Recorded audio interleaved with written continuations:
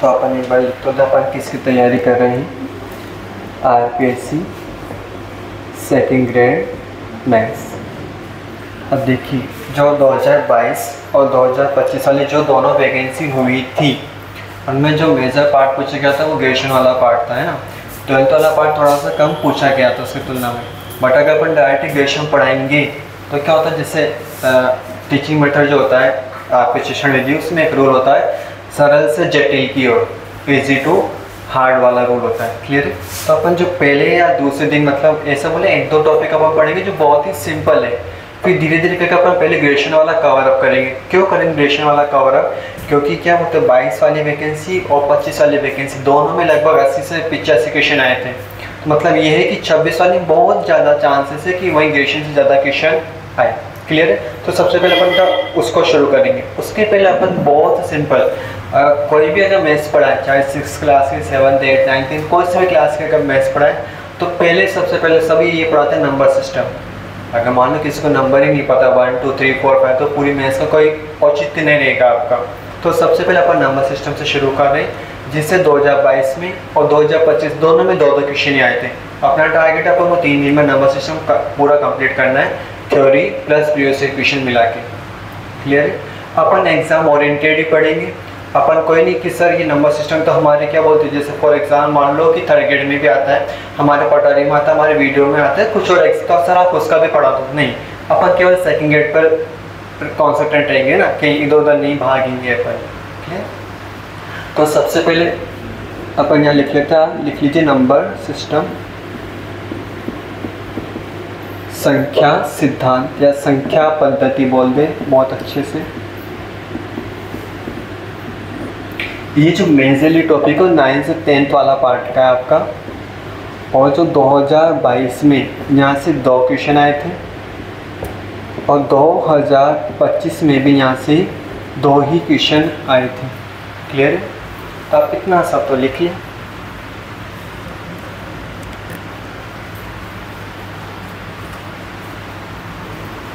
अच्छा, अपने शुरुआत भी बहुत अच्छे टाइम से करी, नवरात्रा से मैं चले, क्योंकि उसके पहले तो देखो 15 दिन श्राद्ध थे, उसमें नया काम शुरू नहीं करते।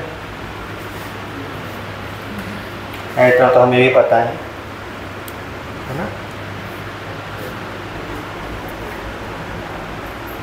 हो गया नोट डाउन है। थोड़ी सी स्पीड क्या आप तेज रखिएगा। हाँ, एक और चीज़ हम पहले बता दें, मतलब कि बाद में रिकॉल में करा देंगे। जब हम बोर्ड पर कुछ भी समझा रहे हैं XYZ या बोर्ड पर हमारा पेन चल रहा तो प्लीज़ आप कोशिश करेगा कि आप कॉपी में कुछ भी नहीं लिखें। क्यों? क्योंकि क्या होता है, जैसे मान लो हमने यहाँ पे कोई बहुत इंपॉर्टेंट चीज़ आपको बताई, आपका लिखने में ध्यान था तो आपकी चीज़ स्किप हो गई है ना। तो ऐसा मत करिएगा आप। जब हमारा बोर्ड पर पेन चल रहा हो या हम समझा रहे हो तब प्लीज़ आप बोर्ड पर देखना। क्लियर है। आपको लिखने का पर्याप्त समय दिया जाएगा। हम एक काम ये जरूर कर सकते, जैसे अभी एक कल तक का बोला था उन्होंने, कल तो नहीं बना, हो सकता 2 या 3 दिन डिले हो जाए। अगर पॉसिबल हुआ, जैसे मान लो किसी ना किसी कारणवश हो सकता है आपकी 1-2 दिन की छुट्टी हो जाए, आपकी तबीयत खराब हो जाए या ऐसा होगा फैमिली में आप सबको बाहर जाना पड़ जाए, तो अपन ये जरूर कर सकते हैं आपके जो ऑफलाइन वाले बच्चे एनरोल हैं उनको ऑनलाइन का भी एक्सेस दे दिया जाएगा, ताकि मान लो पहले उनकी कोई चीज़ छूट जाए तो बाद में भी देख सकें। या फिर ऐसे मान लो कोई टॉपिक आपने पढ़ा, अभी आपको बहुत अच्छे से समझ में आ गया, मगर कुछ टाइम बाद क्या आपने रिवाइज ही नहीं करा उस चीज़ को, तो फिर वो आप धीरे धीरे हो सकता है कुछ ना कुछ आपको प्रॉब्लम या डाउट उसमें क्रिएट हो जाए। तो क्या करो, आप उसको थोड़ा टाइम बाद जाके, आपके पास ऑनलाइन से एक्सेस है तो आप जाके देख सकते हो, ताकि आप वापस से पढ़ सकते हो। क्लियर है। क्योंकि ऑफलाइन में क्लास रिपीट करना थोड़ा अलग है, ऑनलाइन में दिक्कत नहीं आती। ऑफलाइन में क्लास रिपीट करना तो फिर वो 2 घंटे जाएंगे प्रॉपर, है ना। और ऑनलाइन में आप आपकी सहूलियत के हिसाब से जब आपका टाइम फ्री मिले आप देख सकते हैं। तो नंबर सिस्टम में देखो आप सबको पता होगा सही, जो नेचुरल नंबर होते हैं आप किसे डिनोट करते हो, एन से डिनोट करते हैं। एक ही चीज़ हम यहाँ की, हम जो एन लिखेंगे वो इस तरीके से लिखेंगे। क्लियर है। तो एन मतलब क्या होता है, अच्छा कहाँ से आते हैं नंबर्स बताइए आप सबको। नेचुरल नंबर प्राकृत संख्या पता होगा ना, कहाँ से शुरू होता है, 1 2 3 4 5 कहाँ तक जाता है, इनफाइनाइट तक। क्लियर है। फिर एक आता है डब्ल्यू। डब्ल्यू मतलब कौन होता है, होल नंबर, पूर्ण संख्या। उसमें केवल कौन ऐड होता है आपका, 0। ठीक है। इसके बाद कौन आते हैं, इंटीजर्स। देखो किसी किसी बुक में z भी मिल सकता है, कहीं पर i भी मिल सकता है। मतलब प्रेफरेंस जो बहुत सारी बुक में आपको मिलेगा वो z ही लिखा मिलेगा इंटीजर्स पूर्णांक के लिए। इसमें ऐसे लिख दिया अपन 0 +-1 +-2 +-3, इस तरीके से आते, क्लियर है। फिर एक कौन आता है आपका परिमेय संख्या, रेशनल नंबर। वो किस फॉर्म की होती है, p/q। हाँ जी, ये p कहाँ से आता बताइए आप, इंटीजर, सही है। और ये बताइए q कहाँ से आएगा, q इंटीजर से। चलो फॉर एग्जाम्पल मान लो इंटीजर से आया आपका नॉट इक्वल टू 0, क्लियर है। देखो ये चीज़ भी सही है कि आप बोल रहे हो कि p q z से आ रहे हैं सर और q नॉट इक्वल टू 0, ये लाइन भी सही है, कोई मना नहीं है। मगर एक चीज़ बताएं, अगर मैं p z में से लूँ, q नेचुरल नंबर में से लूँ, अब क्या नेचुरल नंबर में 0 आता है क्या, नहीं आता, तो मुझे ये वाली लाइन लिखने की ज़रूरत ही नहीं पड़ी, क्लियर है। एक और चीज़, ऐसा नहीं कि सर वहाँ इंटीजर में तो हमारे माइनस वाले भी आएंगे, माइनस इधर काउंट नहीं होगा। आप कोई सा भी रेशनल नंबर बोलिए परिमेय संख्या, फॉर एग्जांपल 3/-2 ले लें अपन, क्या 3/-2 को अपन -3/2 लिख सकते हैं क्या। ये ऊपर वाला जो p है इंटीजर से आ रहा है, नीचे वाला जो 2 कहाँ से आ रहा है, नेचुरल नंबर। तो जरूरी नहीं आप z में से लो, आप नेचुरल नंबर में से लोगे तो आप p लिखने की जरूरत ही नहीं पड़ेगी, क्लियर है। तो अपन क्या कर रहे हैं, ये q कहाँ से ले रहा है, अभी नेचुरल नंबर से, ताकि आपको q नॉट इक्वल टू 0 लिखने की आवश्यकता नहीं पड़ी। यहाँ तक क्लियर। एक और चीज़ आती है इसमें, थोड़ा सा रिकॉल करो, याद आ जाएगा। एक और चीज़ आती है इसमें, हाँ जी, p और q क्या होते हैं, कोप्राइम। अब कोप्राइम की पहले परिभाषा बता देता आपको। कोप्राइम मतलब क्या होता है आपका, मैं यहाँ लिखता हूँ पहले, कोप्राइम अपन इसको हिंदी में बोलते हैं सहअभाज्य संख्या। एक आपने पढ़ा हो जीसीडी, ग्रेटेस्ट कॉमन डिवाइजर, महत्तम समापवर्ती पूर्णांक कैसे निकाला जाता है वो। जैसे मान लीजिए आपको 4 और 8 का जीसीडी निकालना है, क्लियर है। ऐसी कौन सा नंबर है सबसे बड़ा जो इन दोनों को डिवाइड करे, 4, तो इसका जीसीडी क्या आ गया, 4। अब बताइए आप हमें 12 का और 30 में का जीसीडी क्या आएगा। मतलब जीसीडी मतलब क्या है, एक सबसे बड़ी संख्या जो 12 और 30 को डिवाइड करे, 6। तो ये जीसीडी निकालो, थोड़ा सा तो आ गया आपको, क्लियर नहीं आता। अब सहअभाज्य संख्या क्या होती है, ऐसी संख्याएं जिनका जीसीडी क्या आता हो, 1 आता हो, सहअभाज्य, ठीक है, कोप्राइम नंबर। फॉर एग्जाम्पल जैसे अपन बात करें 3 और 4 पर, क्या 3 और 4 में कुछ कॉमन आता है क्या, एक का अलावा कोई भी संख्या नहीं है जो 3 को भी डिवाइड करे और 4 को भी डिवाइड करे आपके पास, क्लियर है। तो इसका जीसीडी क्या आया, 1। हाँ, अगर इसका जीसीडी 1 आया है तो ये 3 और 4 क्या होगी, सहअभाज्य संख्या होगी, कोप्राइम नंबर। हाँ, ये दोनों ये पेयर में आएगा हमेशा। अगर आप फॉर एग्जांपल अगर ऐसा लेते हो आप कि सर हम तो 3 और 6 लेते हैं, 3 और 6 का जीसीडी क्या आएगा, 3 आएगा। तो देखिए क्या ये 1 के इक्वल आया क्या, नहीं। तो 3 और 6 कोप्राइम नहीं है, मगर 3 और 4 है। तो अगर आप ये 3 ले रहे हो तो डिपेंडेंस इस पर भी जाएगी कि दूसरा वाला क्या ले रहे हो आप। केवल आप इससे जज नहीं कर सकते कि कोप्राइम नंबर होगा आपके पास। लाइन क्लियर हुई। तो इसमें एक लाइन क्या आती है कि जो P और Q का जीसीडी होगा वो कितना आएगा, 1 आएगा। यहाँ तक क्लियर हुआ। साथ के साथ इसमें हम आपको एक चीज़ भी बता दें कि किसी किसी किताब में क्या अलग अलग नोटेशन दे रखे होते हैं। अलग अलग नोटेशन मतलब क्या, अभी तो आपने पूरा लिखा जीसीडी P और Q का 1 आता है, किसी किसी किताब में ऐसा लिखा रहता है जीसीडी की जगह केवल, मतलब जो आपका छोटा ब्रैकेट आता है ना, एक तरह से बोलो इंटरवल फॉर्म में जो आप लिखते हो, ओपन इंटरवल वाला विवृतंत्र, उसमें आप ऐसे लिखते हो। तो किसी किसी किताब पे इसका मतलब जीसीडी होता है। कभी कभी क्या होता है मैथ्स में आपका क्वेश्चन ऐसा दे देता है जहाँ पे इनके सामान्य संकेतों के अर्थ ऐसा बोलते हैं सामान्य संकेत है। जैसे फॉर एग्जांपल न्यूमेरिकल में ऐसा आता है ना, डेल और नेबुला करके आते हैं आपके पास। अब ये डेल नेबुला न्यूमेरिकल में अलग होगा और ये बोलते हैं वेक्टर सदिश में अलग होता है। क्लियर है यहाँ तक। जैसे मैं इतना बता दूँ आपके न्यूमेरिकल में तो इसका मतलब क्या होगा, F x plus H minus का एफ एक्स होगा। और अगर मैं इसको सदिश में लेके जाऊं तो सदिश में इसका क्या होता है आपके पास formula, i del by del x j del by k del by k, दोनों सेम है क्या, नहीं है ना, या इसको बोल ये तो चलो डेल, इसको अपन नेबला बोलते हैं। नेबला एफ एक्स का फॉर्मूला एफ एक्स माइनस, तो कभी कभी का तो एग्जामिनर आपको नहीं लिख के देता कि इस डेल का मतलब क्या है, नेबला का मतलब क्या है, वो लिख देगा जिनके सामान्य अर्थ हैं, तो आपको पहले से पता होना चाहिए। और अगर मान लो आपको पहले से नहीं पता कि इस साइन का मतलब क्या है, तो फिर आपसे सवाल नहीं बनेगा। क्लियर है? तो यहाँ पे क्या जीसीडी के लिए ये वाला नोटेशन भी लिया जाता है ना, तो अपन इसको साइड में लिख रहे हैं। तो अभी तक अपने केवल 4 चीज़ें पढ़ी, क्या, प्राकृत संख्या, नेचुरल नंबर, होल नंबर, पूर्ण संख्या जो 0 से शुरू होती है। अच्छा एक और चीज़ देखिए, चलो बाद में देख लेंगे, जेड या आई नोटेशन आता है पूर्णांक के लिए, इंटीजर्स के लिए 0 प्लस माइनस 1 प्लस माइनस 2 इस तरह से आता है। क्यू रेशनल नंबर है, परिमेय संख्या, p by q, p Z से आएगा, क्यू कहाँ से आएगा, नेचुरल नंबर। अच्छा नेचुरल नंबर में 0 आता है क्या, नहीं, तो अपन यहाँ लिखा है नहीं कि नॉट इक्वल टू 0, क्योंकि यहाँ 0 आ ही नहीं रहा है। और इनका जीसीडी क्या आता है, 1 आता है, इतना हो गया रेशनल। ठीक है, इसके बाद एक आता है आपको याद हो तो इर्रेशनल या अपरिमेय संख्या। किसी किसी किताब में क्यू के ऊपर सी लगा होगा, किसी किसी किताब में क्यू के ऊपर डैश लगा होगा। ठीक है, अब इसको आप ऐसे ही पढ़ सकते हो, पढ़ना क्या, क्यू कॉम्प्लीमेंट, या कहीं पे पढ़ते हो क्यू डैश, या किसी किसी किताब में लिखते हैं क्यू प्राइम। ये प्राइम वो नहीं अभाज्य संख्या वाला, अभाज्य संख्या प्राइम नंबर का तो 2 3 5 7 11 वो वाला प्राइम नहीं है। इसको पढ़ने का केवल कहीं पे क्यू कॉम्प्लीमेंट पढ़ते हैं, क्यू डैश पढ़ते हैं, क्यू प्राइम पढ़ा जाता है।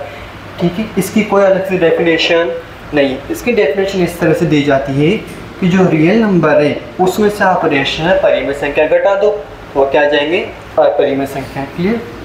ठीक है, फिर एक रियल नंबर होता है, क्या होता है, क्यू यूनियन, क्यू यूनियन आपको थोड़ा बहुत याद हो, आपके 11th क्लास का पहला चैप्टर था। और मैं बता देता हूँ, देखो हम केवल इतना मानते हैं, अगर आप तैयारी कर रहे हो तो केवल आपको 4 चीज़ आती हो, जोड़ बाकी गुणा भाग, बाकी पूरी हमारी जिम्मेदारी पढ़ाने की। क्लियर है? ए बराबर मान लो 1 2 3 आ रहा है, और बी बराबर मान लो 3 4 आ रहा है आपके पास, और मुझे निकालना है ए यूनियन बी। तो ए यूनियन बी कैसे निकालते हैं, आप जो भी आ रहा है ना एक बार तो पूरा का पूरा लिख दो। ठीक है, क्या क्या आ रहा है, 1 2 3 और 3 4, क्या कोई रिपीट हो रहा है क्या, तो जो रिपीट हो रहा है उसको आप हटा दीजिए, ये आ गया आपका यूनियन भी निकालना। क्लियर है? तो देखो, तो क्या, क्यू का और क्यू कॉम्प्लीमेंट, इन दोनों का जो यूनियन करेंगे वो कौन आएगा, रियल नंबर। और एक सबसे बड़ा कौन होता है, कॉम्प्लेक्स नंबर। ये इस तरह से आ गया। कॉम्प्लेक्स में अपन क्या मान सकते हैं, ऐसे आती एक्स प्लस आयोटा वाई। ठीक है, आपके 11th क्लास का 5th वाला चैप्टर था सम्मिश्र संख्या, complex number. X plus iota y, ये एक्स या वाई कहाँ से आते हैं किसको पता है, रियल नंबर में से आते हैं आपके पास। तो ये हो गया, बस ध्यान रखिएगा हम क्या करेंगे, नोटेशन इस तरह से लिखेंगे। अब सर आपके लिख रहे हैं इस तरह से, जैसे मान लीजिए ग्रुप थ्योरी अपन पढ़ेंगे इलेक्ट्रिकल अलजेब्रा के अंदर, वहाँ एक आएगा नॉर्मल सब ग्रुप पर सामान्य उपसमूह आएगा। तो वहाँ नॉर्मली क्या होता है, किताब में नॉर्मल सब ग्रुप के लिए एन काम में लेता है। अब हमें कंफ्यूजन नहीं हो कि एन है नेचुरल और नॉर्मल सब ग्रुप वाला, या फिर वो प्राकृत संख्या वाला नेचुरल नंबर वाला, इसलिए उसमें डिफरेंस करने के लिए एक अपने सिलेबस में नहीं है। सेकेंड ग्रेड के में, फर्स्ट ग्रेड में कहा था रिंग थ्योरी, वलय सिद्धांत आपके बीएससी फर्स्ट ईयर में था, तो वलय या रिंग के लिए कैपिटल आर यूज़ करता है। अब इस आर में कंफ्यूजन नहीं हो रियल नंबर वाले में, इसलिए अपन उसका नोटेशन थोड़ा सा चेंज कर दिया केवल। ठीक है, तो आप इतना सा नोट डाउन कर लीजिए। हम इधर नाम भी लिख रहे हैं सबके, क्या बोलते हैं, नेचुरल नंबर, केवल यही पढ़ाया गया अभी तक। हिंदी में बोलते हैं इसको अपन प्राकृत संख्या। W मतलब होता है आपका होल नंबर, इसको बोलते हैं अपन पूर्ण संख्या। Z या I मतलब होता है आपका इंटीजर्स, या इसको अपन क्या बोलते हैं हिंदी में, पूर्णांक संख्या। Q मतलब क्या होता है आपका रेशनल नंबर।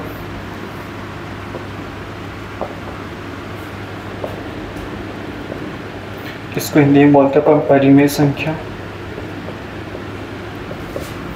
क्यू कॉम्प्लीमेंट को बोलते हैं इर्रेशनल नंबर। हिंदी में अपरिमेय संख्या, ठीक है। इसके बाद आर आता है, इसको हिंदी में बोला जाता है रियल नंबर, सॉरी इंग्लिश में रियल नंबर, हिंदी में वास्तविक संख्या। सी मतलब होता है आपका कॉम्प्लेक्स नंबर, हिंदी में बोलते हैं सम्मिश्र संख्या। ये तो आपका नंबर्स का, ये नोट डाउन कर लीजिए आप सब जल्दी से।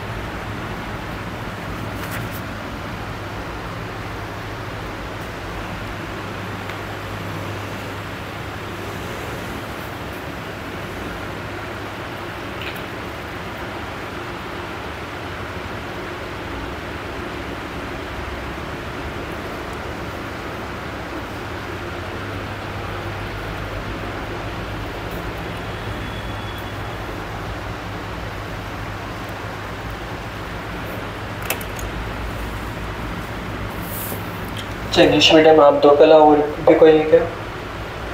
English medium Hindi medium? Hindi बेटा, आप इंग्लिश है, ठीक है। लिख लिया आप सबने? किसका बाकी तुम? ठीक है, पक्का तो हटा देता पता। तो इसको अब अपन देखना चाहें, देखना नेचुरल नंबर जो 1 2 3 4 5 आ रहे हैं, क्या 1 2 3 4 5 भी यहाँ पर आ रहे हैं क्या? क्या कोई भी यहाँ की एक ऐसी वैल्यू जो यहाँ पर नहीं आ रही क्या?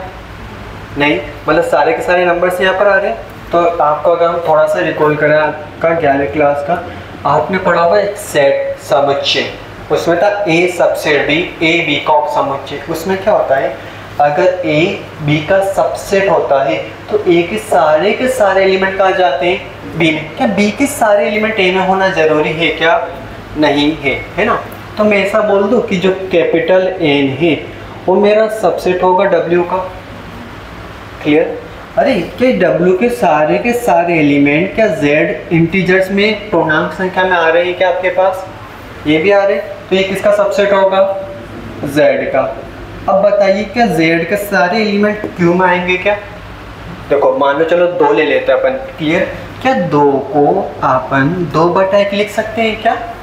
2 और 1 का जीसीडी बोलिए, 1 आएगा, ठीक है। क्या 2 जो है आपके पूर्णांक संख्या में आता है, इंटीजर्स में आता है? क्या जो 1 है वो आपका नेचुरल नंबर में आएगा, प्राकृत संख्या में आएगा? तो 2 को अपन ऐसा लिख सकते हैं। तो जो भी z या इंटीजर्स या पूर्णांक संख्या के एलिमेंट उन सबको किसके फॉर्म में लिखा जा सकता है? परिमेय संख्या, रैशनल नंबर के रूप में लिखा जा सकता है। तो ये भी हो गया q का। अब बताइए क्या जो q के एलिमेंट है सब के सब q कॉम्प्लीमेंट में जाएंगे क्या? नहीं जाएंगे। क्यों नहीं जाएंगे? क्योंकि जब आप q कॉम्प्लीमेंट लिख रहे हो तो रियल नंबर में से क्या हटा रहे हो? q हटा दिया आपने, तो इसमें तो एक भी एलिमेंट क्या मिलेगा ही नहीं। अच्छा चलो इसको भी छोड़ देते हैं। क्या q के सारे एलिमेंट रियल नंबर में जाएंगे? देखो रियल नंबर या वास्तविक संख्या किससे मिलके बना? q से और q कॉम्प्लीमेंट से। तो q और q कॉम्प्लीमेंट से मिलके बना है। या ऐसा बोले अपन, आपने पढ़ा हो जो a यूनियन b होता है आपके पास, तो a सबसेट होता है क्या a यूनियन b का? होता है, मतलब जो दोनों का यूनियन होगा वो ये वाला भी होता है, b भी सबसेट होगा किसका? a यूनियन b का। अब अगर r जो है q यूनियन q कॉम्प्लीमेंट है, तो इसको मैं ऐसा लिख दूं क्या कि जो q होगा सबसेट होगा q यूनियन q कॉम्प्लीमेंट का, और इसका मतलब ही क्या है आपके पास? r। तो q सबसेट किसका हो गया? r का। अब इसका जवाब दीजिए, क्या सारे के सारे रियल नंबर कॉम्प्लेक्स में जाएंगे क्या?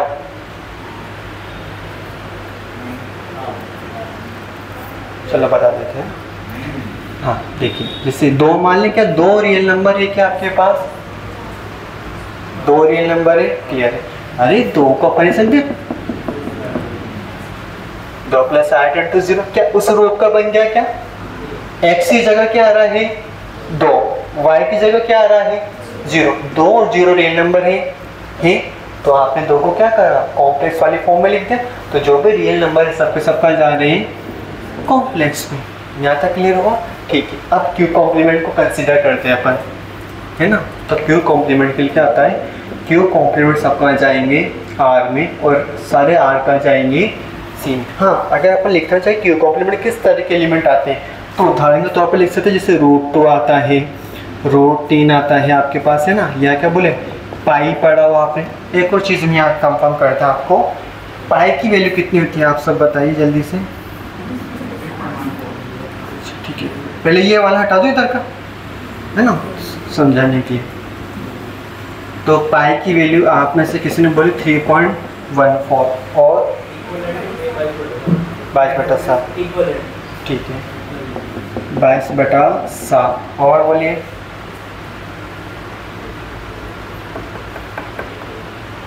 और भी जगह पाई काम आता है मेरे ख्याल से आपका। चलो 2 पे बात कर लेते हैं, हटाओ। एक वो कोण में भी काम आता है, 1 पाई बराबर वो 180 डिग्री होता है आपका, है ना। 1 पाई रेडियन बराबर 180 डिग्री, उसको छोड़ता भी अपन इस पर ही आते हैं। अच्छा, ये दोनों होते हैं, ये तो मानते हो आप सभी? ठीक है। एक चीज़ बताओ, क्या ये 22 जो है वो 7 है, इसका जीसीडी कितना आएगा? 1 आएगा, आपने बोला। ठीक है।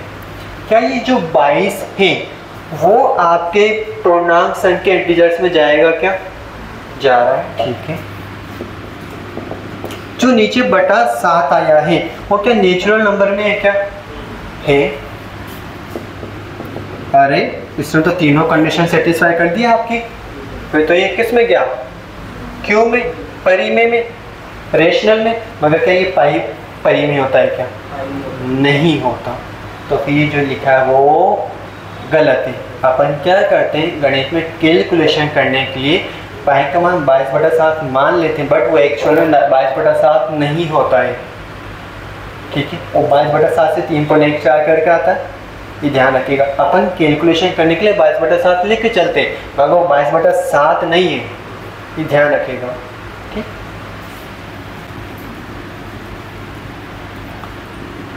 जाके यूट्यूब पर वीडियो मत बना देना पाई परी में या परी में क्वेश्चन मार्क करके। ठीक है, केवल आपको इन्फॉर्मेशन देने, अगर मान लो कहीं कुछ पूछ लिया जाए तो आप बता सको बच्चों को कि अपन पाई को अपनी सुविधा के लिए 22/7 लेके चलते हैं, बट वो 22/7 इक्वल नहीं होता है। ठीक है, तो ये हो गया आपका अपरिमेय संख्या कैसे, √2, √3 पाई। अच्छा, ई की वैल्यू लगभग क्या होती है आपके पास? 2.7 के आसपास ऐसा कुछ लेता हो, यूलर कांस्टेंट बोला जाता है या आइलर कांस्टेंट बोला जाता है। क्लियर है? तो आप इतना लिख लीजिए। ये बस वही ऐड करना आपको, और एक ही 2 लाइन ऐड करनी है आपको, है ना।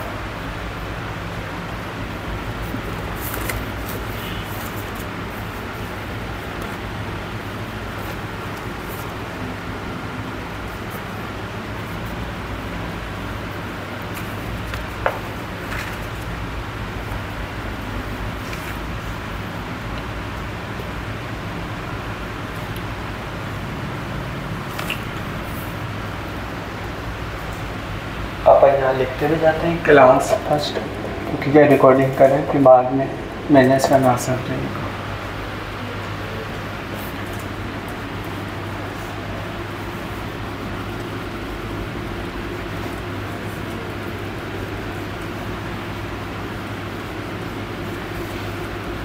चलो 2 लाइन लिखनी थी आपको ना, इधर का लिख लिया आप सब ने। तो आपने चले सीख लिया कि नेचुरल नंबर्स क्या होते हैं, कारक संख्या क्या है, पूर्ण संख्या, होल नंबर क्या है, इंटीजर्स, पूर्णांक, परिमेय, अपरिमेय, रेशनल, रियल नंबर, यहाँ आपने सीख लिया इतना। ठीक है, अब अपन थोड़ा सा आगे बढ़ते हैं। हो सकता है आप सबको याद भी होगा फॉर्मूला, हम लिखते हैं यहाँ पे ना। अब भी आप मत लिखिएगा, पहले हिंदी में लिख देते फिर इंग्लिश वाला को बोल के लिखा देंगे। प्रथम n प्राकृत संख्याओं का योग, sum of first n natural numbers. क्या होता है फॉर्मूला? n+1/2, जो आपको पहले से ही याद था, तो बहुत अच्छी बात है। अब हम यहाँ थोड़ा सा चेंज कर देते हैं, हम पूछते हैं प्रथम n समप्राकृत संख्याओं का योग। विषम वाला है इवन वाला, तो ऑड वाला विषम वाला भी ले लेते हैं। प्रथम एन विषम प्राकृत संख्याओं का योग। हाँ जी, क्या किसी को याद है क्या फॉर्मूला? बोलिए।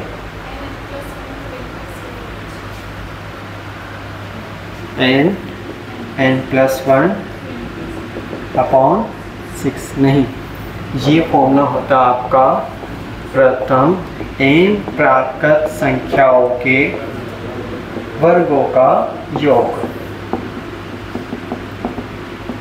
The sum of square of first n natural numbers वो होता है आपका कितना? n+1 2n+1 upon 6। ठीक है, तो हम लिखते चलो, किसी को भी नहीं याद तो n+1 इसका होता है n²। ठीक है, अब मान लो सर हमें तो ये और ये फॉर्मूले याद है, हमें ये वाला फॉर्मूला नहीं याद, तो देखो एग्जाम में कैसे कर सकते हो, है ना। हम ये बताएंगे कि मान लो आपको फॉर्मूला याद कर लो तो बहुत अच्छी बात है, फॉर्मूला याद भी नहीं तो एग्जाम में कैसे बना सकते हैं। मान लो उसने सवाल वाले ने मुझसे पूछ लिया, ये क्वेश्चन पूछ लिया मुझसे, ठीक है, तो बोलो n सम संख्या, सम इवन कौन होगा? 2 आएगा, 2 के बाद 4 फिर 6। एक चीज़ बताइए, अच्छा मैथ्स की बहुत अच्छी बात है कि खूबसूरती है, बहुत अच्छी बात क्या है या गुण क्या है कि इसकी जो भी थ्योरम्स होती है, जो भी फॉर्मूला होता है हमेशा ट्रू होता है।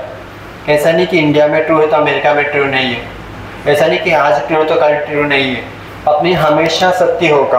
तो अगर ये हमेशा ट्रू है, हमेशा सत्य है, तो क्या ये n की केवल 1-2 वैल्यू के लिए सेटिस्फाई करेगा? सारी वैल्यू के लिए, सारी वैल्यू के लिए करेगा। तो मैंने क्या करा, प्रथम 3 प्राकृत संख्या ले ली, सम इवन 2 4 और 6, इनको जोड़ लीजिए, कितना आएगा? 2 + 4 + 6 कितना आ गया? 12 आ गया। यहाँ तो कोई डाउट है क्या?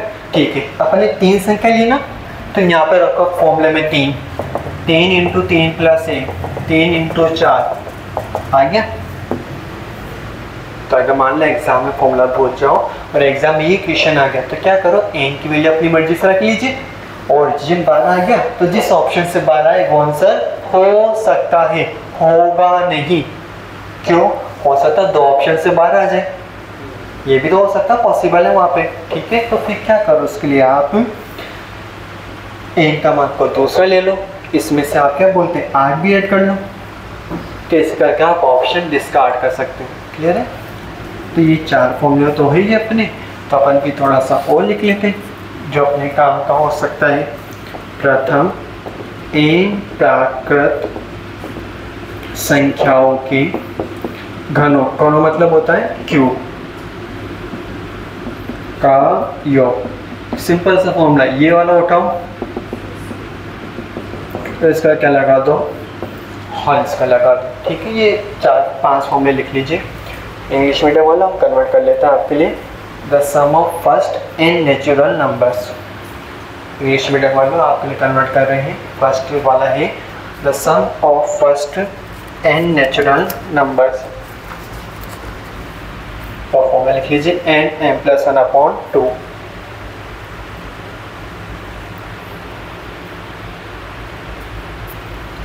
ठीक है, फिर सेकंड वाला हो गया ना, फर्स्ट वाला इंग्लिश मीडियम वाला। सेकंड लिखिए द सम ऑफ फर्स्ट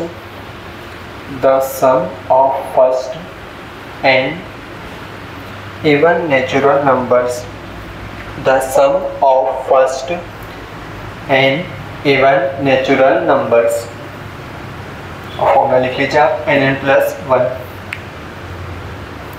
फिर थर्ड वाला लिखिए आप formula the sum of first n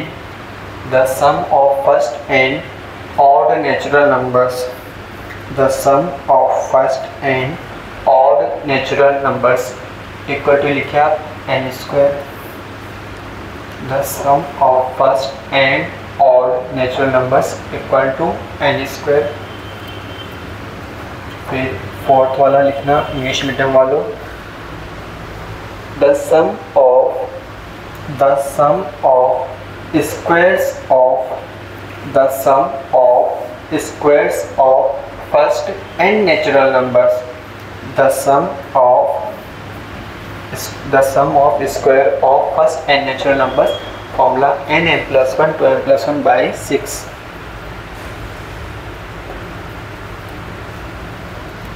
and last लिख लीजिए आप, the sum of cube of first n natural numbers.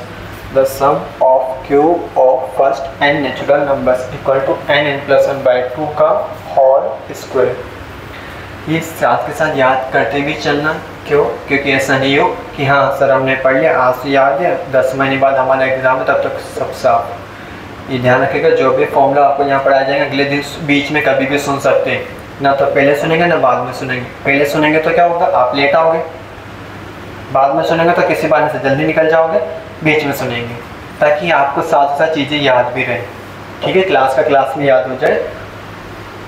तो अभी तो सिंपल सा फॉर्मूला देखो, ये 3 तो आपको पहले से हो सकता है याद हो, केवल 2 तो ध्यान रखने. वो तो बहुत आसान तरीका है. ये वाला पकड़ा, सम वाला है तो नीचे का 2 हटा दिया, वो फॉर्मूला बन गया. क्या हटाया था, 2 हटाया था, तो इस वाले ऊपर क्या लगा था पावर में 2. या फिर भी आप याद n+1 सम वाले के लिए 1 वाले के लिए और विषम वाले के लिए कौन आ रहा है, n² आ रहा है आपका. तो ये हो गया अपने फॉर्मूले. अच्छा ये तो जानता हूँ भाज्य अभाज्य प्राइम और कंपोजिट. जैसे मैं यहाँ कुछ एग्जाम्पल लिखता हूँ आपके ना, 2 3 4 5 6. भाज्य कंपोजिट नंबर क्या होते हैं जिसमें एक के अलावा भी किसी एक और खुद के अलावा किसी और संख्या से डिवाइड हो जाए आपके पास. ठीक है, तो इसमें से कौन भाज्य कंपोजिट नंबर है, 4 और 6. क्यों? क्योंकि 4 में 2 का भाग जाता है, 6 में 2 का भी जाता है और 3 का भी जाता है. तो ये दोनों तो हो गया आपकी भाज्य संख्या. इसको इंग्लिश में बोला जाता है कंपोजिट. अब अभाज्य या प्राइम नंबर क्या होता है जिसके अंदर एक और खुद संख्या के अलावा किसी और तीसरी संख्या का भाग नहीं जाता. जैसे अपन 2 ले, 2 में या तो 1 का भाग जाएगा या फिर 2 का जाएगा, किसी और संख्या का भाग नहीं जाएगा. तो 2 3 5 ये क्या होंगे, तीनों के तीनों अभाज्य होगा, प्राइम नंबर होगा. इतना आपको क्लियर है. अब एक से बताइए, जो एक है ये भाज्य है या अभाज्य, कंपोजिट है या प्राइम? ये दोनों ही नहीं है. ठीक है, आपको इसके बारे में याद ही से सब कि भाज्य अभाज्य मेन कंपोजिशन कहाँ पर है, एक पर. तो आप लिख लीजिए एक नोट, क्या, एक न तो भाज्य संख्या है ना ही अभाज्य संख्या है. 1 is neither composite number, 1 is neither composite number nor prime number. 1 is neither composite number nor prime number. ठीक है, तो ये भी हो गया अपना. मैं वापस रिपीट कर रहा हूँ, अपन केवल एग्ज़ाम में जो अपने सेकंड ग्रेड में जो आएगा केवल वही पढ़ रहे, इधर उधर कहीं अपन नहीं जा रहे है ना, क्योंकि अपने पास थोड़ा सा टाइम कम है. फिर अब मैं आपको एक फॉर्मूला लिखा देता हूँ. पहले ले लिखिए सब ना आप सबने. अभी तक तो सब सिंपल लग रहा है ना कि बहुत आसान है सेकंड ग्रेड. सही में आसान है, बस कंटिन्यूटी बनाए रखना. मैं इसे लिख रहा हूँ P1 की पावर है, P2 की पावर B, P3 की पावर B, ऐसे मान लो P4 की पावर Z मान लीजिए फॉर एग्जांपल के लिए आप, है ना. ठीक है, या सही है, P1 P2 P3 P4 नहीं Pn ले लेता हूँ. मैं पहले यहाँ लिख लेता हूँ, फिर फॉर्मूले बाद में लिखाऊंगा आपको. अभाज्य गुणनखंडों की संख्या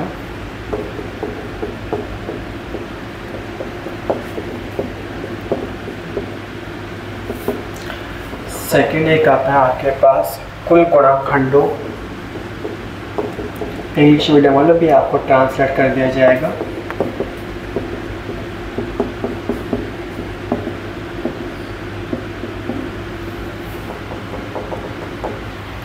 थर्ड एक आता है अभाज्य भाजकों की संख्या.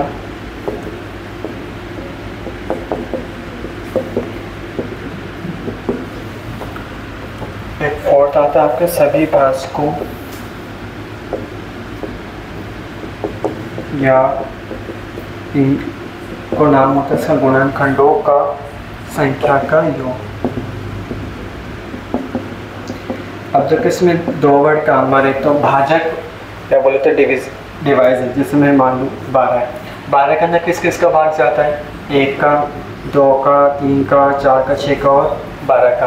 तो सबके सबके 12 की भाजक है, 12 के डिविजर है या 12 के गुणनखंड। गुणनखंड कैसे करते हो आप, 1 into 12 या फिर क्या होता है 2 into 6, 3 into 4। ये जो भी आ रहे हैं ना इसको क्या बोलते हैं गुणनखंड, इंग्लिश में क्या बोलते हैं हम बोल दिए। हाँ सॉरी, फैक्टर बोला जाता है इंग्लिश में ना, ठीक है। तो ये क्या होते हैं, फैक्टर होते हैं, गुणनखंड होते हैं। यहाँ तो कोई डाउट है आपको नहीं। अब इधर बात करते हैं कि सारे फॉर्मूले क्या। तो बाजी गुणनखंडों की पहले हम सारे फॉर्मूले लिख दें, 4 ही फॉर्मूले, a + b + c + z होता है। टोटल की बात करेगा तो इन सबको एक जोड़ के मल्टीप्लाई कर लो आप, ठीक है। तो इसके बाद क्या होता है, ये रहा लास्ट वाला, इसका n आता है। सभी भाजकों की संख्याओं का योग, इसका फॉर्मूला थोड़ा सा अच्छा खासा बड़ा है, p1 की पावर a + 1 - 1 p1 - 1 होगा, ठीक है। हाँ जी देखिए, p2 की पावर b + 1 एक बार बस फॉर्मूला लिख ले फिर एक्सप्लेन करते हैं आपको।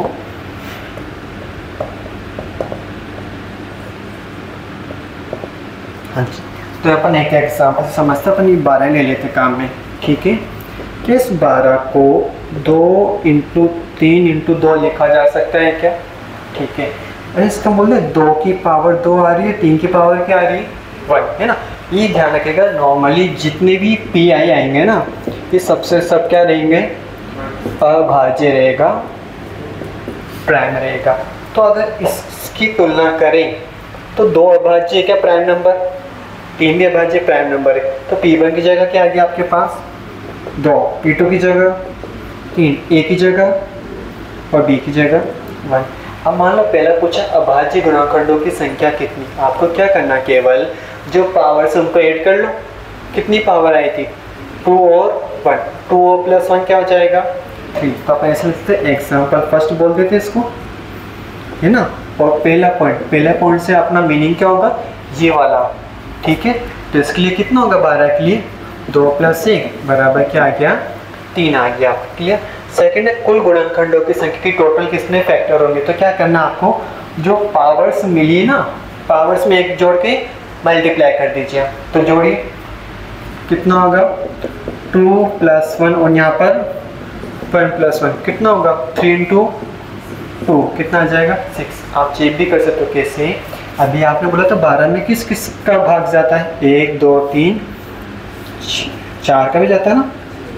वो बात टोटल काउंट करें कितना आ रहे हैं 1 2 3 4 5 6। देखो यहाँ से भी आंसर कितना मिला 6 मिला। ये देखो इसमें सॉरी ये वाला नहीं हो पाएगा, ठीक है। यहाँ तक तो हो गया अपना फर्स्ट सेकंड हो गया। तीसरा बात करते हैं अभाज्य भाजकों की संख्या कितनी होती है, इसमें n होती है। n मतलब क्या होगा आपके पास कितने p आ रहे, कितने p आए आपके पास 2 ही आए। तो यहाँ पे क्या हो गया 2। यहाँ से देख रहे जैसे 12 में भाग जाता है 1 2 3 4 6 12। इन 6 में से बताओ क्या एक अभाज्य प्राइम नंबर है क्या, नहीं यहाँ पर नोट ही लिखा था भी हो, ठीक है। ये तो नहीं है अभाज्य, क्या 2 और 3 अभाज्य प्राइम नंबर है 4 6 12 है क्या, नहीं। तो केवल कितने मिला अभाज्य 2 ही मिले। देखो यहाँ पे भी कितना आ रहा है 2।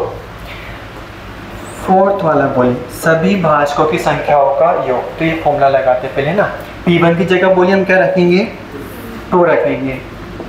फिर क्या होगा a + 1, a की वैल्यू 2, तो 2 + 1 - 1 और p1 - 1 तो 2 - 1। यहाँ तक क्लियर हो, ठीक है।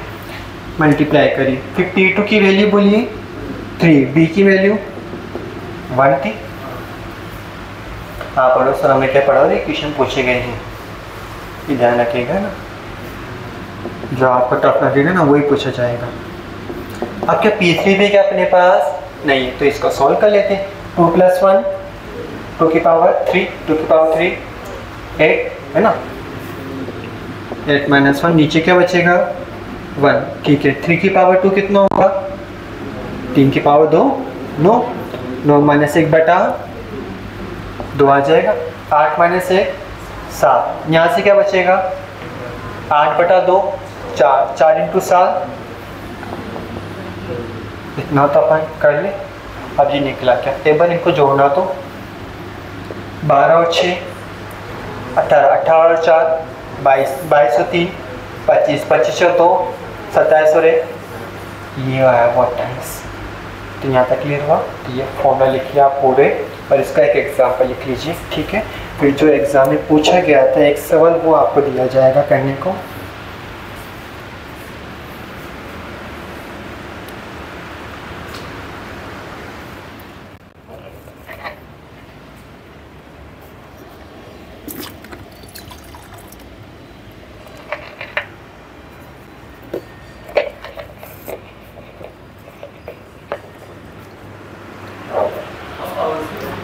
हाँ जी, हाँ ये ए सॉरी ये गलत हो गया, P3 की पावर क्या लिख लीजिए आप, C लिख लीजिए।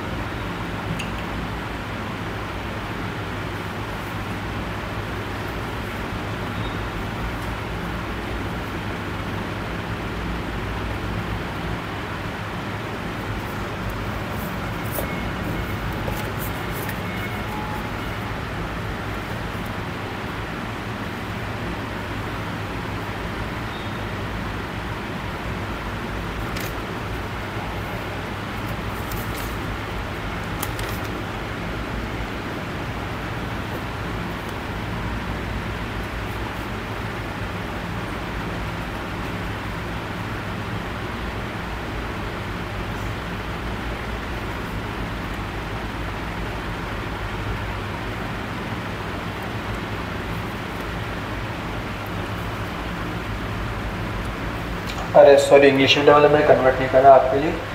Numbers of prime factors, clear है, हो गया, लिखिए पूरा। पांचों वाले ये भाज्य को डिवाइजर्स,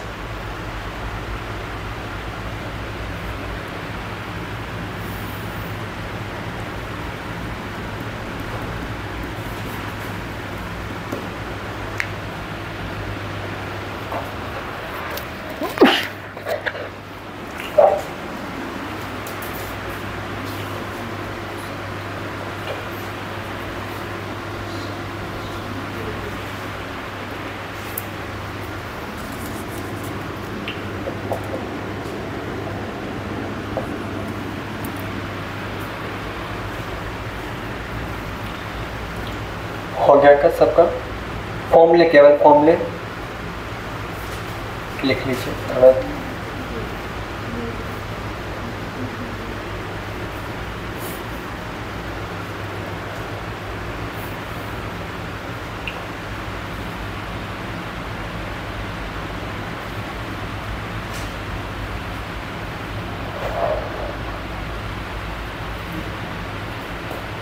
हो गया, फॉर्मूले सबके क्लियर है।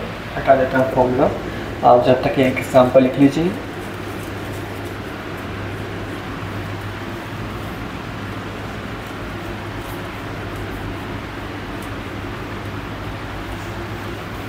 अच्छा, इतना तो जानते हैं सम, विषम, इवन और तो। हाँ जी, सम की परिभाषा बता दीजिए एक बार। सम संख्या इवन नंबर्स की, इसमें 2 का भाग जाता, और विषम की और इसमें 2 का भाग नहीं जाता। तो क्वेश्चन हमारा सिंपल सा है, 0 क्या है, सम या विषम, इवन या ऑड।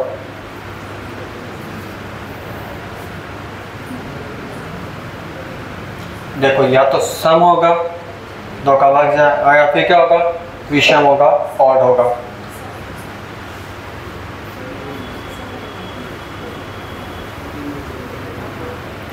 अलग अलग राइटर से मतलब मैं बताता हूँ, जो किताबें आती हैं मैं नीचे रखा है, जिससे क्या बोलते हैं, अपन बुराई नहीं करें। जैसे मान लो कोई एक टीचर ए मान लिया, ए ने 10 किताबें लिखी अलग अलग सब्जेक्ट की, तो उसको तो अपन कहेंगे राइटर, ठीक है। अब जैसे मान लो कोई एक किताब है नंबर सिस्टम की एक राइटर ने एक किताब लिखी और उनकी जो स्पेशलिटी है, उनकी विशेषता वो केवल नंबर सिस्टम के ऊपर ही, मतलब नंबर सिस्टम के ऊपर ही लिखते हैं, तो उसको बोला जाता है ऑथर।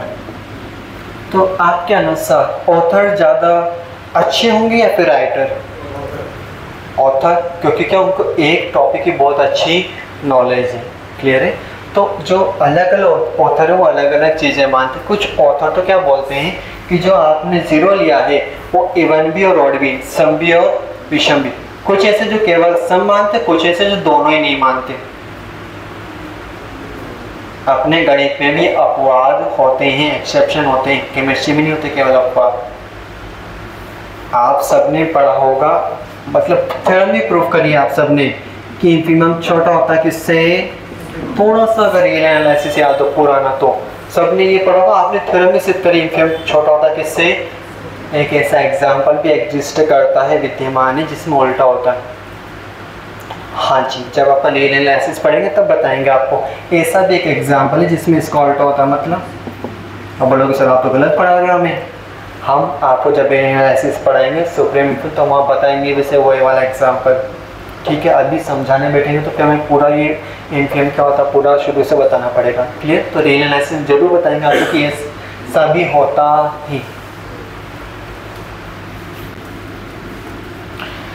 तो जो जीरो होगा अपन अपनी सुविधा के लिए सम भी मान सकते हैं, विषम भी मान सकते हैं, और भी मान सकते हैं, और इवन भी माना जा सकता है। उससे कोई फर्क नहीं पड़ेगा, ये ध्यान रखें। जैसे फॉर एग्जाम्पल बात करो आपसे, आपने पढ़ा होगा जीरो पॉलिनोमियल, शून्य घात या शून्य बहुपद पढ़ा होगा। जीरो पॉलिनोमियल जैसे चलो छोड़ो, इस पॉलिनोमियल की पावर कितनी होगी? घात या डिग्री 2, इसकी ये डिग्री 0 का पॉलिनोमियल। ठीक है, अब मैंने लिखा केवल 0, इसकी डिग्री घात क्या होगी? जिससे आपने बताया x square plus x plus 1 की आपने बताया कितनी होती? 2। आपने बोला एक्स प्लस 1 के साथ कितनी होती? 1। फिर हमने 1 लिखा, तब आपने क्या बोला? सर ये डिग्री 0 का पॉलिनोमियल है, शून्य घात का बहुपद है। हम आपसे पूछ रहे केवल 0 दे रखा हो तो उसकी डिग्री घात क्या होगी? थोड़ा सा सोचें। देखो आप जवाब दोगे, जल्द से जल्द हो सकता है गलत हो सकता है ना, मगर कम से कम बोलना तो सीखिए, जवाब देना तो सीखिए। हाँ, इसकी पावर कुछ भी हो सकती। क्यों? अरे इसको अपन अगर ऐसा लिख दे कि इसको पूरा सॉल्व करने पे 0 आएगा, तो इसकी डिग्री अभी क्या होगी? अभी के अनुसार 2 भी। अगर इसको अपन ऐसा लिख दे तो भी 0 आएगा, तो डिग्री क्या अभी 1। तो ऐसा बोले इसकी डिग्री अपन निर्धारित नहीं कर सकते। मतलब क्या होगा? ये अपरिभाषित, इनडिटरमाइन हो गया या अनडिफाइन हो गया। क्लियर है? तो कुछ राइटर तो मानते कि ये होता है, कुछ राइटर बोलते हैं -1। सर हमने तो कभी डिग्री माइनस में नहीं पढ़ी है ना। एक कुछ मानते कि इसकी होती है इन्फिनिटी। 3 तरह के होता है, तीनों अलग अलग माना जाता है। सर अब हम क्या माने? आप ही मानिए अपरिभाषित, इनडिटरमाइन। ठीक है, मैं ऐसे नहीं बोला कि सर आप हमें पुण्य बता रहे हैं। हमारे पास किताब है जिसमें तीनों अलग अलग होता है, तीनों अलग अलग मान रखा है, और वो छोटे मोटे होता है भी नहीं। उनकी किताबें ऐसी, अगर उनसे आप ऑप्शन लगाओ आरपीएससी में तो वो मान्य होंगी।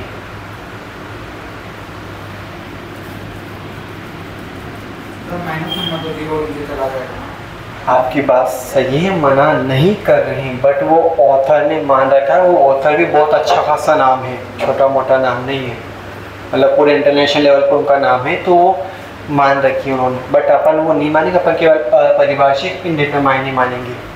क्लियर? जब आप मैथ्स बहुत अच्छे से पढ़ते तो पता चलता है कि अरे वहाँ तो अलग चीज़ थी, वहाँ तो अलग चीज़ थी। अगर अपन केवल एक ही सोर्स से पढ़ते तो हाँ ले जी सही सही सही।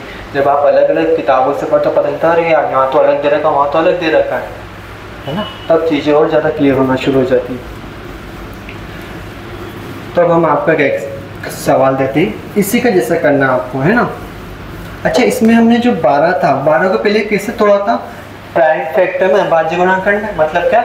2 की पावर 2, 3 की पावर 1, ऐसे नहीं 4 × 3 नहीं लिखना कि 4 अभाज्य क्या प्राइम नहीं, उसको क्या नहीं 2 की पावर 2। तो एक सवाल दे रहे हैं हम आपको, क्वेश्चन नंबर देखो जो मैं यहाँ सॉल्व कराऊंगा एग्जाम्पल, जैसे थ्योरी लिखी थोड़े से रेट एग्जाम्पल का है तो मैं EX लिखूंगा, मतलब एग्जाम्पल। अगर मैं कोई प्रीवियस क्वेश्चन दूंगा आपको तो फिर उसका आगे मैं लिखूंगा QE क्वेश्चन, ताकि आपको डिफरेंस बता दे कि हाँ ये QE लिख रहा मतलब ये प्रीवियस क्वेश्चन है, ये पूछा गया है कभी ना कभी RPSC में। और एग्जाम्पल का मतलब ये है कि हमने थ्योरी समझने के लिए एग्जाम्पल लिखा है। तो ये क्वेश्चन नंबर 1 आ रहा है, ये है 27,720 संख्या के विभिन्न अभाज्य भाजकों की संख्या है। Numbers of different prime divisors, numbers of different prime divisors of 27,720।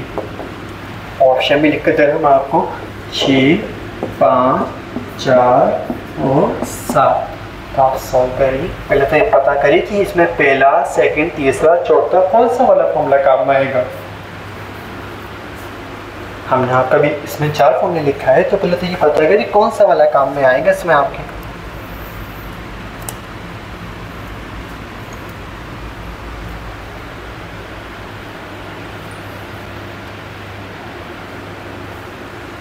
चलो फोर्थ वाला आएगा क्या काम में?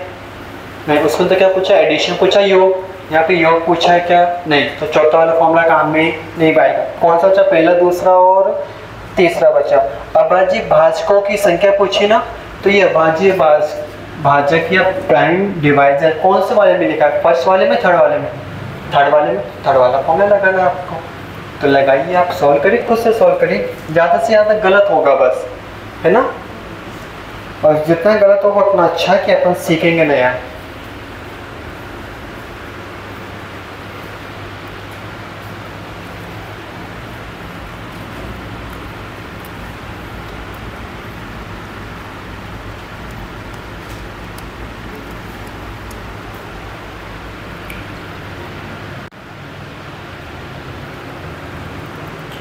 उससे करिए आप, ज़्यादा से ज़्यादा गलत होगा कोई दिक्कत नहीं है। गलती होगी तो खुशी होइए कि हाँ हमसे गलत हो रहा, तो हमें नया सीखने को मिलेगा।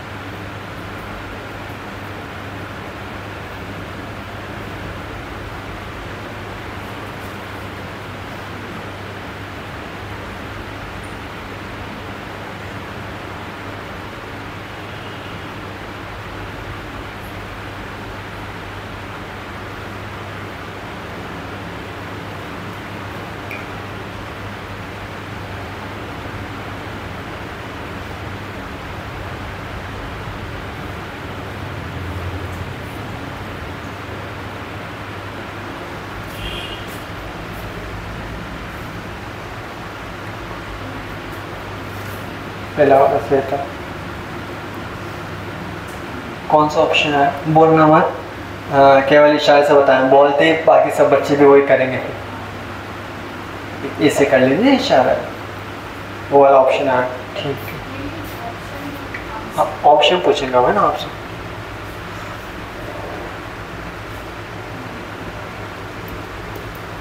हो गया बाकी? ठीक है, देखते सबका अलग अलग आ रहा है अभी तक। ऑप्शन नहीं आ रहे तो अलग ही होगा।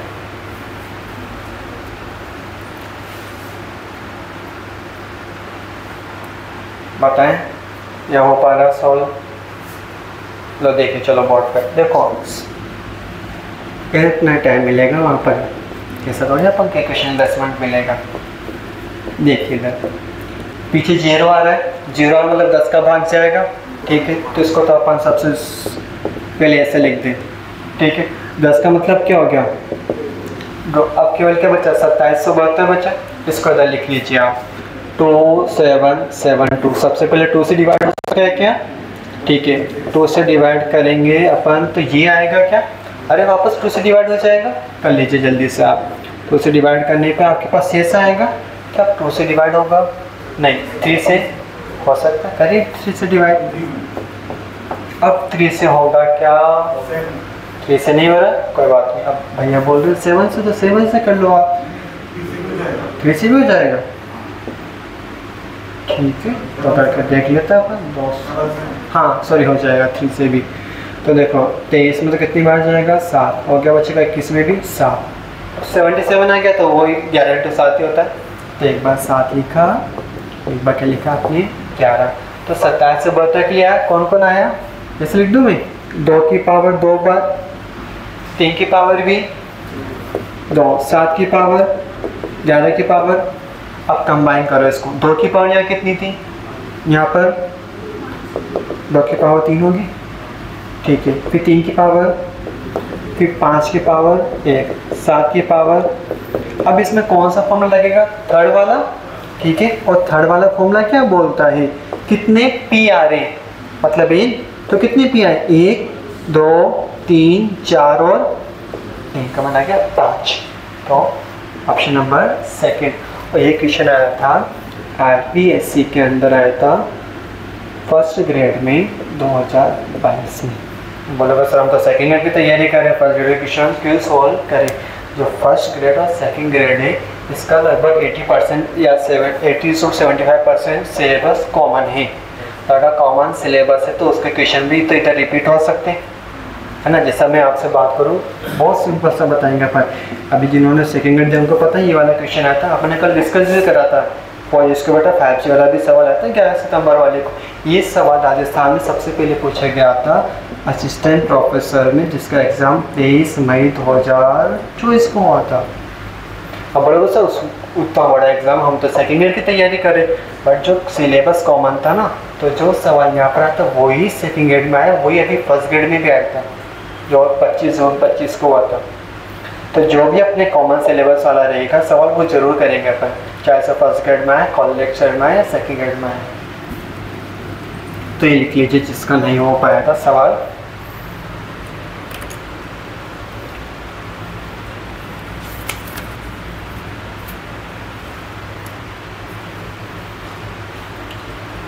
हो गया सबका नोट डाउन? किसका बाकी लिख लीजिए।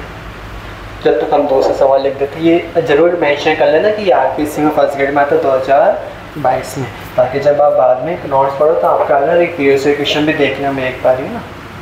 अब हम 2 सा क्वेश्चन देते हैं, वो तो हम आपसे करवाएंगे सोल्व।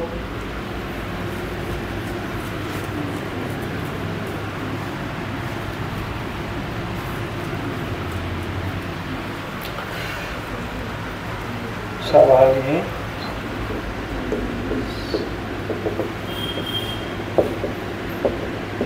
960 के सभी भाजकों, कॉन्स्टेंट में लिखा है 1 एवं स्वयं को छोड़कर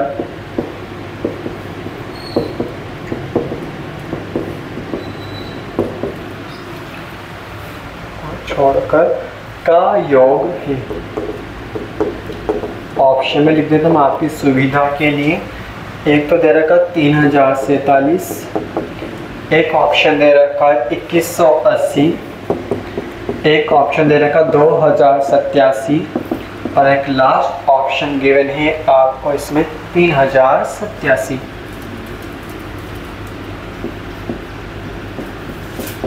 इंग्लिश मीडियम वालों आपको लिखाते हैं the sum of total divisors of the sum of total divisors of 960, total divisor of 960, फिर ब्रैकेट में लिखना आप when leaves one and itself, when leaves या neglect भी लिख सकते हो, when leaves oblique neglect one and itself, itself मतलब 960 को भी हटाकर। क्या आप सबने लिख लिया? पहले बताइए कि फर्स्ट सेकंड थर्ड फोर्थ जो आपने फॉर्मूला लिखा कौन सा वाला फॉर्मूला काम आएगा? फोर्थ वाला क्यों आएगा, क्योंकि एडिशन पूछा गया योग, तो आपको फोर्थ वाला फॉर्मूला लगाना है। तो सॉल्व करिए अब जल्दी से, आपके क्या है आंसर।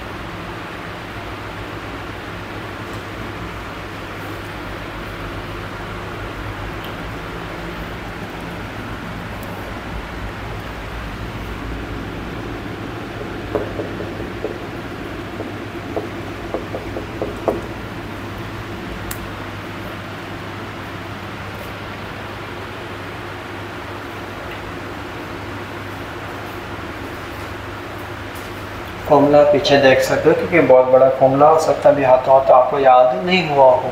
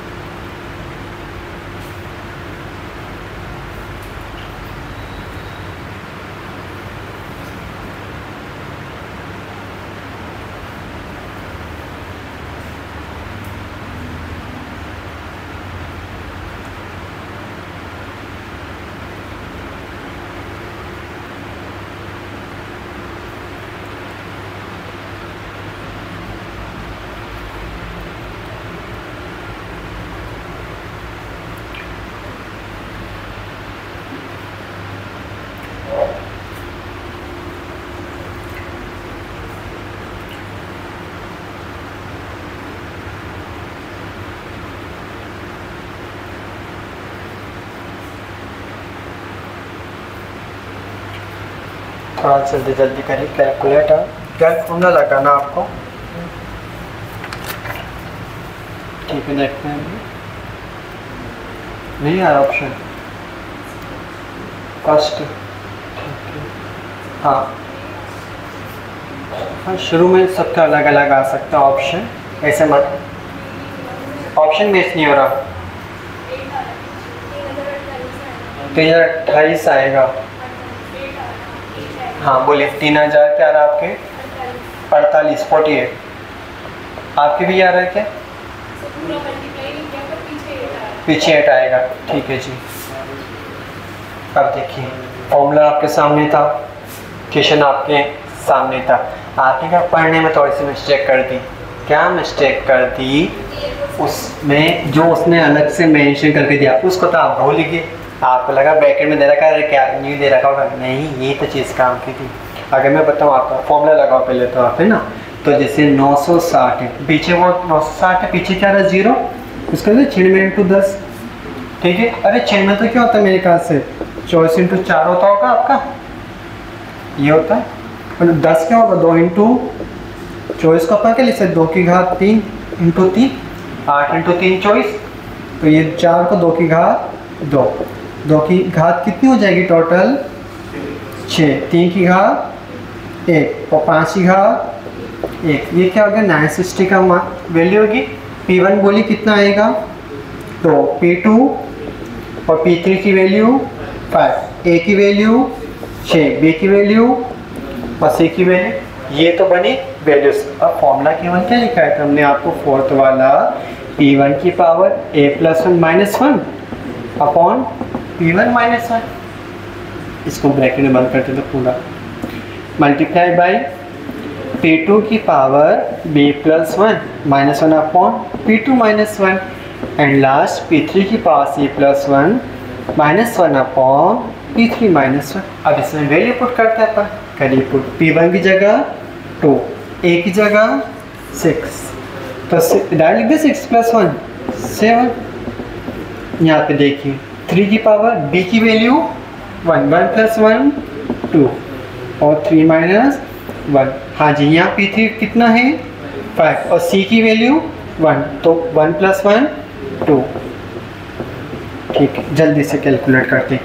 2 की पावर 7 कितना होता है आपके पास 128। ठीक है जी, 128 में से घटाएंगे तो 127। 2 माइनस 1 1। ये डॉट मतलब है नॉर्मल मल्टीप्लिकेशन है। जब आपको सदिश पढ़ाएंगे वेक्टर तब इसका मतलब क्या होगा, डॉट प्रोडक्ट अदिश गुणा, उसके पहले नॉर्मल मल्टीप्लिकेशन। 3 की पावर 2 9, 9 माइनस 1 8, 3 माइनस 1 2, 5 की पावर 2 25 माइनस 1 और 5 माइनस 1 4। 4 से 24 कितनी बार कैंसिल आउट 6 टाइम। 2 से 8 कितनी बार 4 बार। अब इनको गुणा करना है तो 127 और 4 × 6 24। किसने करा था गुणा, कितना है जल्दी से बताएं 3048 सबका। ठीक है, अगर मान लो इसमें ऑप्शन होता 3048 वो टिक करते और फिर चेक भी नहीं करते। अपन चेक क्यों नहीं करते, इसका रीज़न क्या है कि हमने पूरा कैलकुलेशन करा है और हमारा आंसर मैच हो रहा है, मतलब यही सही है। नहीं, उसने क्या लिखी थी एक लाइन, एक और स्वयं मतलब क्या 960 को छोड़कर। तो जो अपन ने आपको 12 वाला बताया था ना एग्जाम्पल, उसमें क्या था 1 2 3 4 6 और 12। तो उसको अगर 960 की जगह अपन 12 ले तो 1 और 12 को नहीं जोड़ना, तो क्या करें इसको, इन सबको जोड़ के इसमें से 1 और 12 घटा दें। तो वही काम आपको यहाँ पर करना है। तो उत्तर के लिए आपको क्या काम करना पड़ेगा, आंसर के लिए जो 3048 आपको प्राप्त हुआ है उसमें से क्वेश्चन वाले ने बोला 1 और 7 को छोड़ दो, तो 1 और 960 आप घटा दीजिए। घटाने का आपका क्या आ जाएगा 2087। ये आया था सेकंड ग्रेड में 2015 के अंदर। तो कर लीजिए आप नोट डाउन।